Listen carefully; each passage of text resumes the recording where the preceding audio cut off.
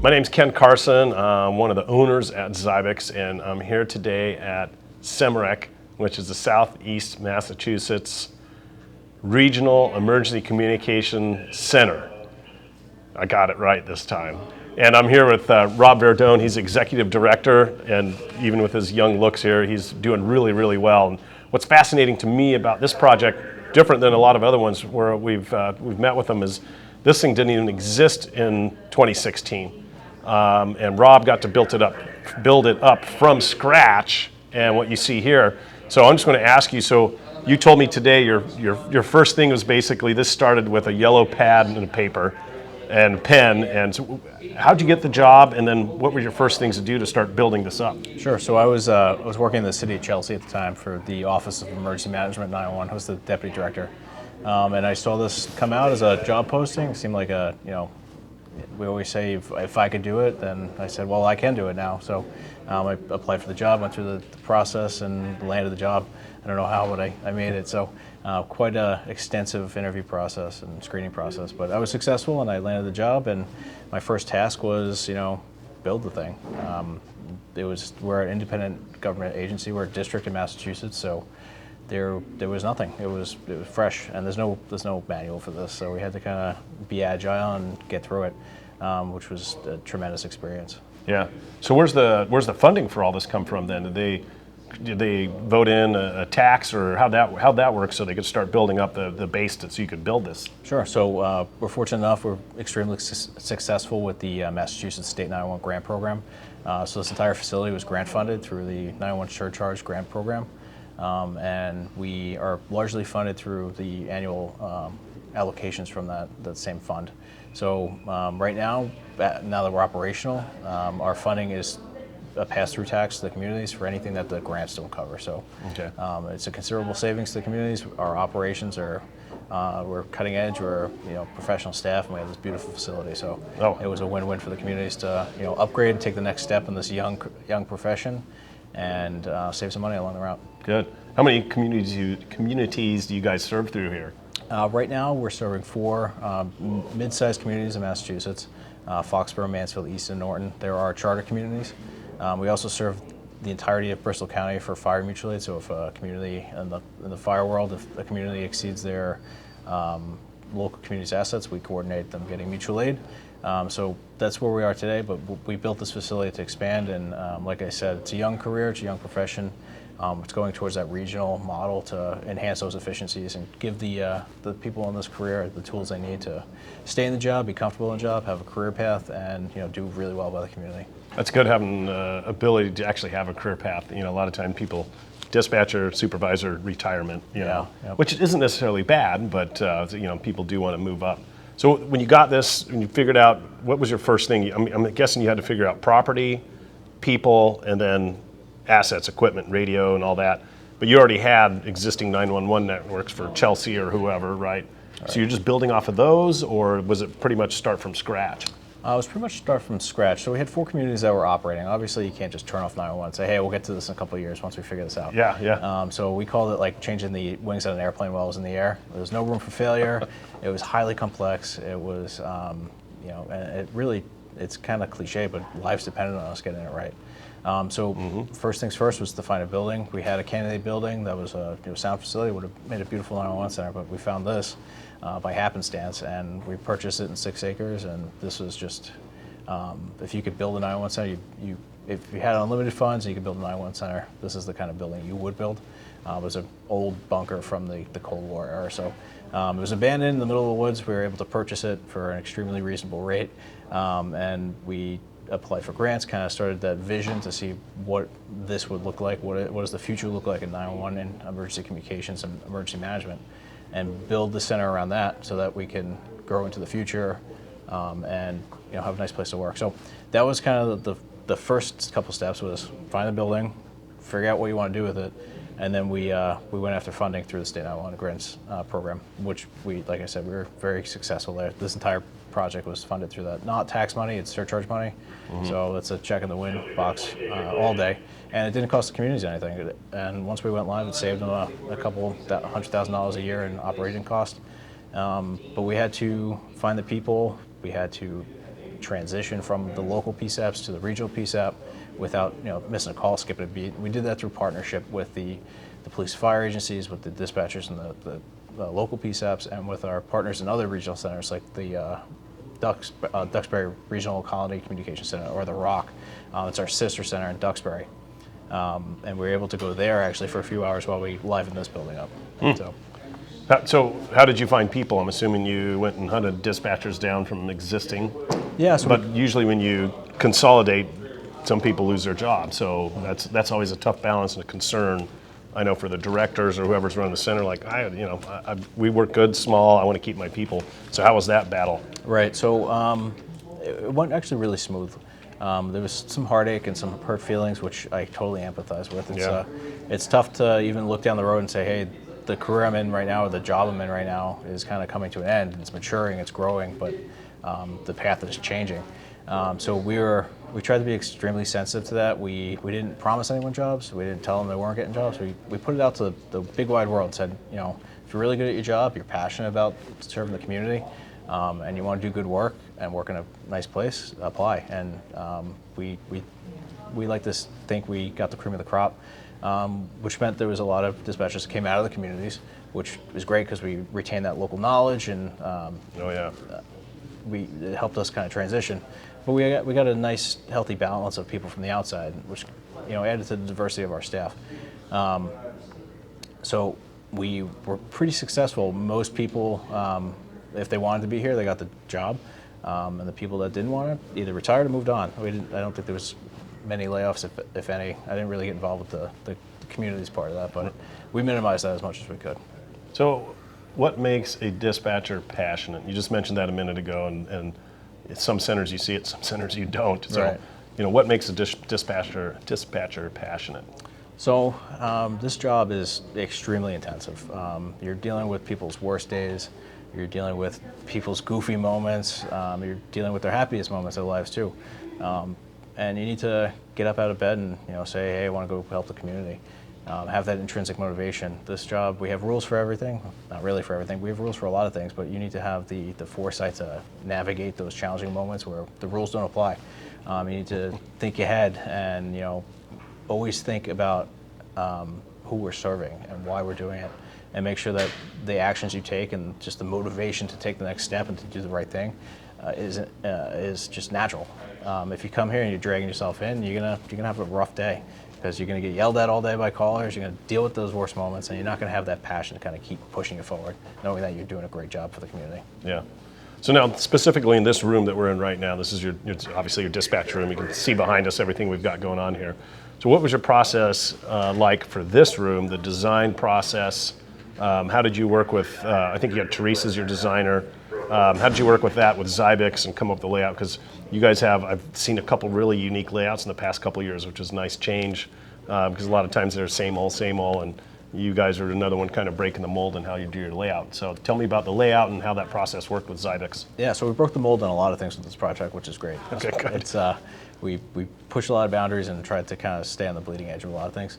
But the building itself was a big, wide open, basically box, and then it has these columns every 18 feet or so. So it was like, if you look at it, it was like an architect's first day in architecture school. It was just a grid, right? Yeah. And we got to fit rooms, and it was a lot of fun. But when we got into this room, it was a challenge because of the columns, and just operationally, we were thinking sound mitigation and how do people talk to each other? Where do we keep the stuff? Where do we keep the technology? So we were able to work with the Xybex team, and we had our floor plan without the console. We were able to send it to them. They worked great with our architects.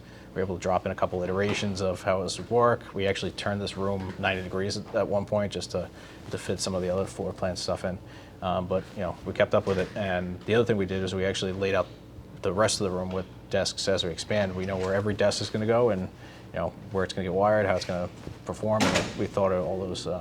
We tried to think of all those human element things where if I want to talk to the person I'm working with, do I have to turn around like the traditional quad? Yep. Or like we have like a V where you're actually sitting next to your counterpart, so you can actually just turn to the right and be like, hey, I need an ambulance over here, with the supervisor in the middle and the call takers behind them. Yeah. Sound is tricky in a 911 center. It's very different than like a utilities control room. that, you know, it's quiet. That's it, right? So you guys are interactive with the people you serve. And yeah, I like how you thought here, because you need to be able to hear each other, but not have noise overrule what you're doing too, and cause confusion to the caller at the end of the line. So how did you guys look at that more specifically? And you know, you looked at other centers. What did you take from some of the other centers and sound mitigation or increasing the sound level so they can communicate better?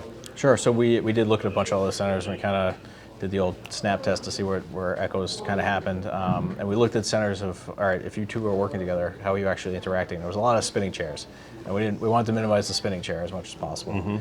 So we liked that, you know, side by side V formation where you could actually turn left or right. That also helped cut back the sound too, because instead of talking into each other, you're talking the same direction. The sound goes the same way. But we took in, you know, design aspects, like we used carpeted floors, static dissipative carpets. We used the side panels on the Xybex product to kind of help mitigate that.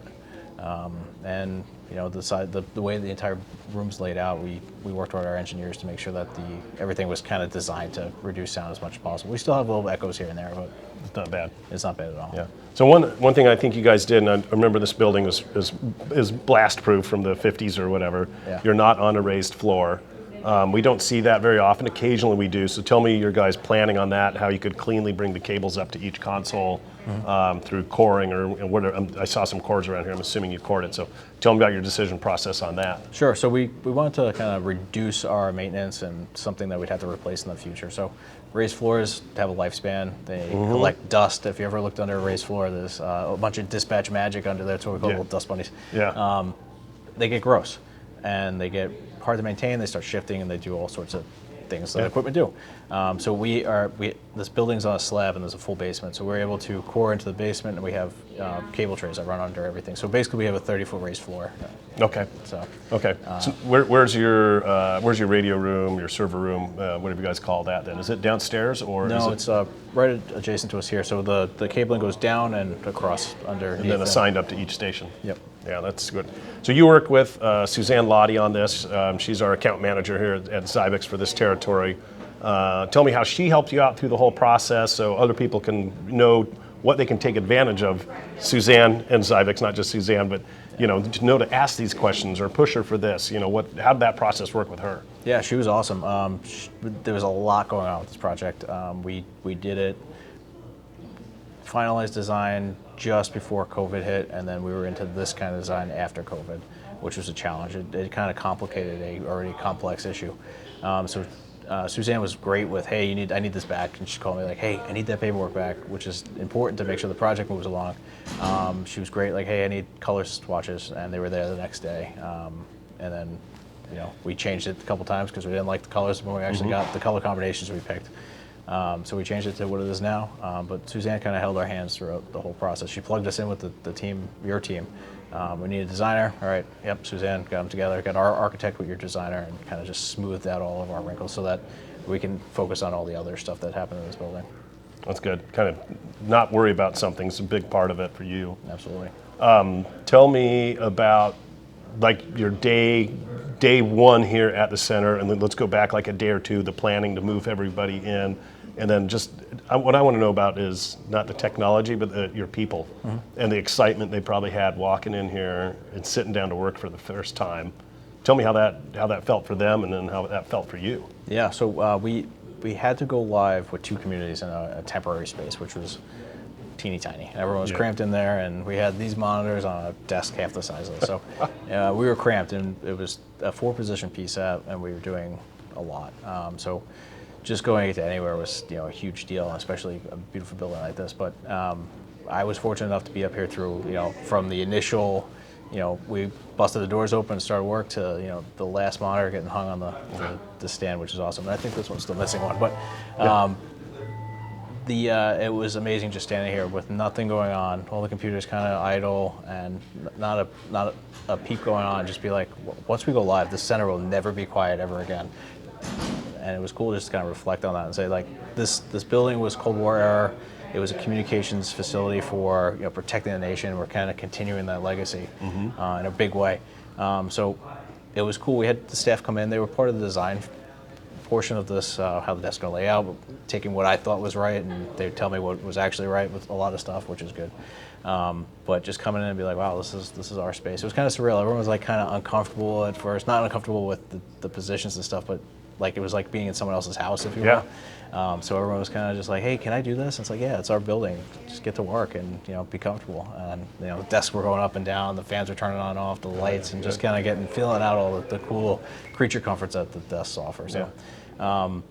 Yeah, it was surreal, and we had a lot of the police and fire agencies coming up to kind of just wish us well on our next phase of our journey, and we got to put up our first flag and just get to work. So that's great. That's got to be great, putting up that first flag and just like, I know you have a lot more work to do after that, but that's comforting. Now, one thing I noticed about your building I really like, and I don't see as much out there as I'd like to see, is you've got great security around the building.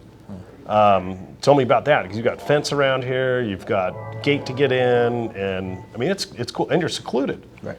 I mean you're about a mile from the next road. So tell me about the security thoughts on this whole thing. Sure. So security was an important kind of cornerstone of how this facility was built. We're a regional center, so there's a lot of eggs in the basket. We want to make sure the basket's protected from weather, from people that want to do us harm. We're in the middle of the woods. Sometimes it's a hiker. Yeah. So we wanted to make sure that we had a layered defense. We had a layered security posture, which includes the fence or seclusion. The PSAP itself, the room we're in, is in the middle of the building, and we're able to bring light in through the roof. But we just wanted to make sure that if anyone wanted to do us harm, that they'd be hard pressed to do it. So. Yeah, I like the security in it.